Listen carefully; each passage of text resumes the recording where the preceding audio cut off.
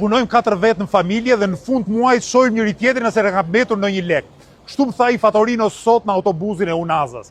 Varfëria pavarësisht punës të fortë është një nga fenomenet më degraduese të një shoqërie ndërtuar në mënyrë të padrejtë. Pavarësisht se punëtorët, njerëzit e sipërmarrjeve ndershme punojnë gjithë ditën, sakrifikojnë, punojnë të rinjët moshuar, prapse në një qytet si Tirana është gjithnjë më e vështirë të jetosh. Dhe një nga kostot më të rënda të jetesës është çmimi i përballueshëm i shtëpisë.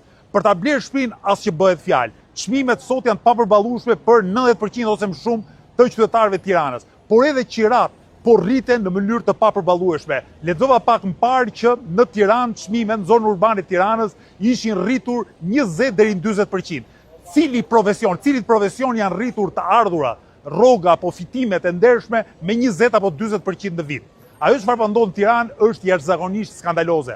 Edhe media ndërkombëtare po jehojnë faktit se në Tiranë pastrohen paratë e krimit organizuar dhe kjo ka sjell në një fryrje të tepruar dhe shkatërrimtare të çmimit të banimit, si në rastin e blerjes apartamentit ashtu dhe në rastin e marrjes me qerat të apartamenteve.